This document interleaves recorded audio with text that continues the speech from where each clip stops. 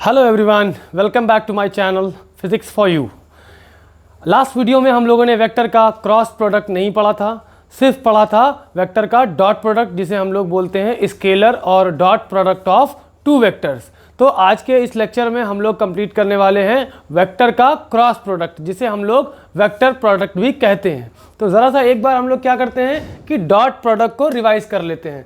जैसे मान लीजिए कि आपको दो वेक्टर्स दिए हुए हैं, एक वेक्टर है 2i माइनस जे प्लस 3k और दूसरा वेक्टर है bi प्लस जे माइनस 4k।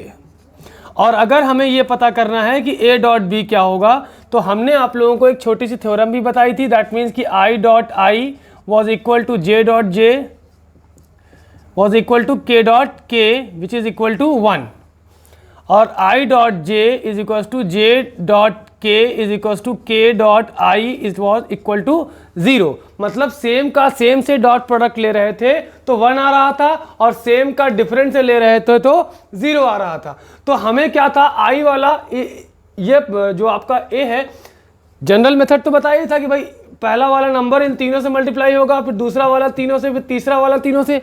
लेकिन हमें यूजफुल रिजल्ट क्या मिलेगा, i वाला केवल i से देगा और अदर में i dot j i dot k 0 हो जाएगा। उसी तरह से j में हुआ था कि j वाला केवल j से देगा, उसी तरह से k में हुआ था कि k वाला केवल k से देगा। तो हमने ये डिसाइड किया था, एक शॉर्ट ट्रिक देखी थी कि i वाले को i से डॉट प्रोडक्ट कर दें और j वाले को j से और k वाले को k से। और i dot I, j dot j और k डॉट k, इन सब का डॉट प्रोडक्ट कितना आता है 1। तो हम क्यों ना इनके कोएफिशिएंट्स को पॉजिटिव या नेगेटिव साइन जो भी दिया हो उसके साथ मल्टीप्लाई कर दे, तो वो हमारा आंसर होगा। तो देखते हैं यहाँ पे i का कोएफिशिएंट कितना है 2 और यहाँ पे कितना है 1। दैट मीन्स कि 2 इंटू 1। यहाँ j का कोएफिशिएंट कितना है -1 और यहाँ कितना है +1। दैट मीन्स कि -1 इंटू +1। यहाँ पे k का कोएफिशिएंट कितना 3 इंटू -4, तो ये -3 इंटू 4। तो ये आपका a डॉट बी आसानी से आ जा रहा था। क्या आ रहा था, 2 -1 -12 -11। ओके, तो इतना आप लोग एक बार रिवाइज कर लीजिए। हमने एक चीज़ थोड़ा सा स्किप कर दी थी, इसमें हम लोग ये भी पढ़ेंगे कि angle between two vectors.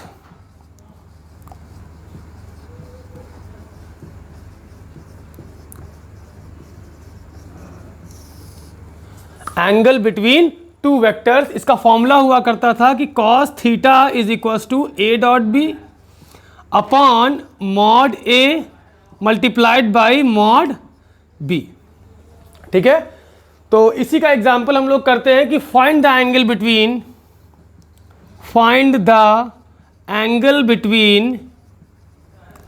a and b।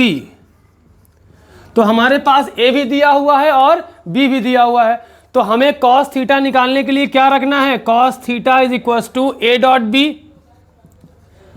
Upon mod of a multiplied by mod of b। तो हम लोगों ने a डॉट बी तो ऑलरेडी निकाल रखा है, अब हमें क्या निकालना है, मॉड ऑफ a। तो आप लोग को अच्छी तरह से पता है कि किसी भी वेक्टर का मॉडुलस निकालने के लिए क्या करते हैं, जैसे मान लीजिए ये हमारा है, तो सारे कोएफिशिएंट का स्क्वायर करके सम करके रूट के अंदर डाल दिया जाता है। तो i के कोएफिशिएंट का स्क्वायर करेंगे यहाँ पे, प्लस यहाँ -1 मतलब j के कोएफिशिएंट का स्क्वायर करेंगे, प्लस k के कोएफिशिएंट का स्क्वायर करेंगे। तो आपका मॉड a यहाँ से मिल जाएगा अंडर रूट में 4 + 1 5 और 9 14। Now we will be finding the mod b।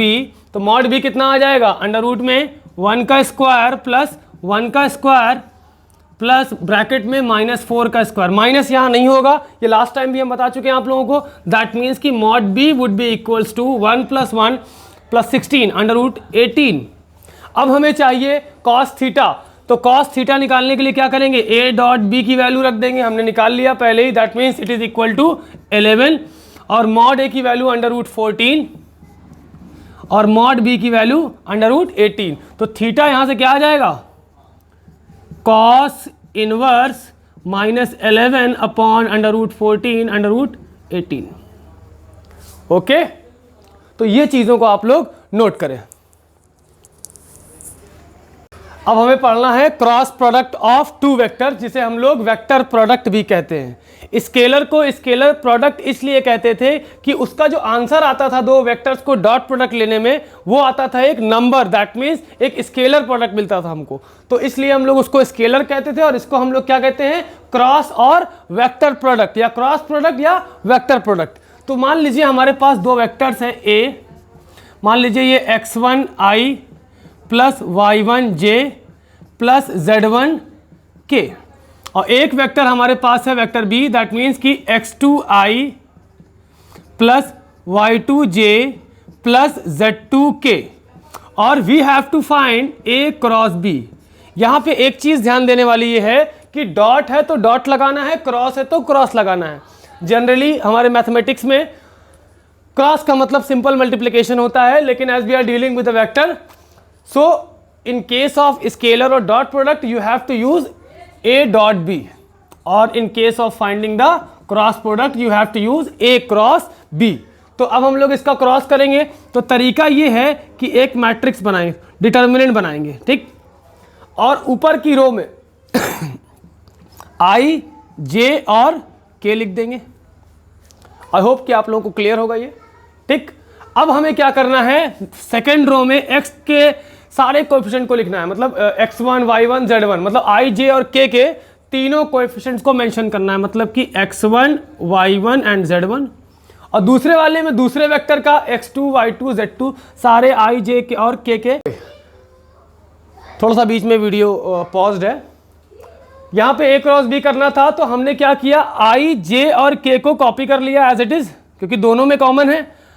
और फर्स्ट रो सेकंड रो बनाने के लिए i का कोएफिशिएंट, मतलब a वेक्टर का i का कोएफिशिएंट पूरा उतार लिया, मतलब कि x1 y1 एंड z1, मतलब x1 y1 एंड z1, और b के कोएफिशिएंट को उतार लिया x2 y2 and z2 as it is उतार दिया। अब तरीका ये है कि हमें क्या करना है, i को पॉजिटिव लेना है, j को नेगेटिव और k को फिर से पॉजिटिव। तो यहाँ पे क्या करना है, आई कैप लिख लिया और ये छोटा सा मैट्रिक्स बना लिया, ये डिटर्मिनेंट बना लिया। तो डिटर्मिनेंट कैसे बनेगा, जिस रो में आई है उसको कवर किया और जिस कॉलम में उसको कवर किया, जो बच रहा हो, तो क्या बच रहा है, y1 z1 and y2 z2, तो यहाँ पे कॉपी कर लिया y1 z1 and y2 z2। फिर आता है j को हमें नेगेटिव साइन के साथ कॉपी करना है, तो क्या करेंगे, j के रो को छुपाएंगे और कॉलम को छुपाएंगे, तो हमें क्या मिलेगा, x1 z1 and x2 z2। फिर हमारा आएगा k वाला, k की रो को छुपाया, कॉलम को छुपाया, तो क्या बनेगा, x1 y1 and x2 y2, ठीक है, ये हो गया। अब आता है मसला कि इस छोटे से डिटर्मिनेंट को सॉल्व कैसे करना है। तो ये छोटा सा एग्जांपल है आपके पास, मान लीजिए a b c d लिखा है, तो ऊपर वाले को नीचे मल्टीप्लाई करेंगे, माइनस लगा के नीचे वाले को ऊपर से, दैट मीन्स कि it will be equal to A D minus C B. आ गया। एक छोटा सा एग्जाम्पल करते हैं, 2 3 4 6 कोई एग्जाम्पल है, तो ऊपर वाले को नीचे से मल्टीप्लाई किया, 2 multiplied by 6 will be equal to 12, minus लगा के 4 इंटू 3, तो कितना आंसर आया, 0, इत्तेफाक से 0 आ गया। यही काम यहां करना है, तो क्या होगा, y1 z2 minus y2 z1, ये यहां पे कॉपी कर दिया। फिर आएगा x1 z2 minus x2 z1, यहां पे कॉपी कर दिया। फिर आपका आएगा x1 y2 minus x2 y1, ये हमने यहां पे कॉपी कर दिया। तो हमारा ओवरऑल फाइनल रिजल्ट ये बना।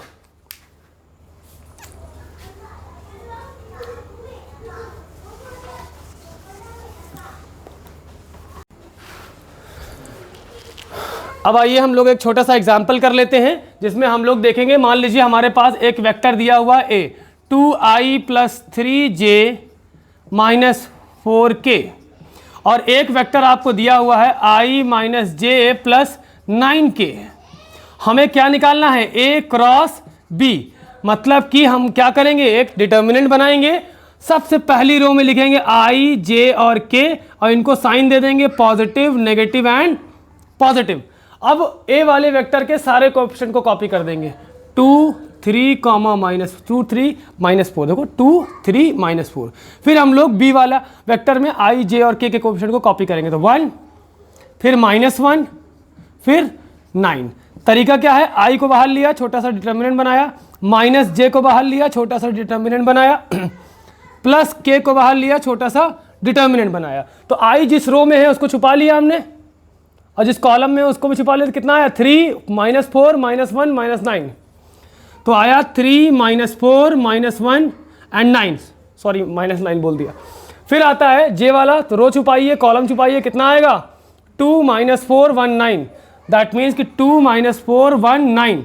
फिर आएगा के वाला, रो छुपाया कॉलम छुपाया, 2 3 1 -1, 2 3 1 -1। ओके, सॉल्व करना है, ऊपर वाले को नीचे से मल्टीप्लाई करना है और माइनस लगा के नीचे वाले को ऊपर से मल्टीप्लाई कर देना है। दैट मीन्स कि आई कितना आएगा 9 3 27, और इनका रिजल्ट कितना आ रहा है +4, -1 इंटू -4 कितना आएगा +4, और यहाँ बीच में माइनस लगाना है। भाई इनका रिजल्ट मल्टीप्लाई करना है, ये मल्टीप्लाई करना है और रिजल्ट को इससे माइनस, इसको माइनस लगा देना है यहाँ बीच में।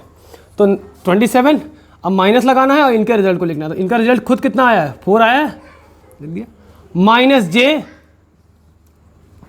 ऊपर वाले को मल्टीप्लाई करो 18, ये माइनस है और इनका रिजल्ट ऑलरेडी माइनस आया, तो ये -4 प्लस के, ये कितना आएगा 2 इंटू -1 -2, और माइनस लगा के ये, तो हमारा क्या आ गया 27 -4 कितना आएगा 23, तो 23i माइनस 18 + 4 कितना आएगा 22j -5k।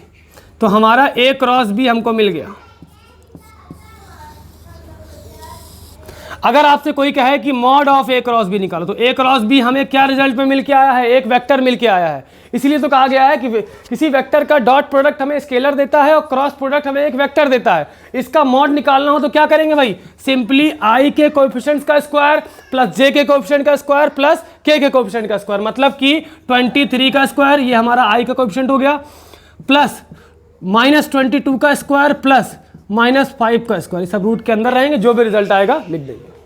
ठीक, नेक्स्ट देखते हैं कि एंगल निकालना हो अगर दो वेक्टर का क्रॉस प्रोडक्ट की हेल्प से, तो कितना होता है A cross B upon mod A mod B।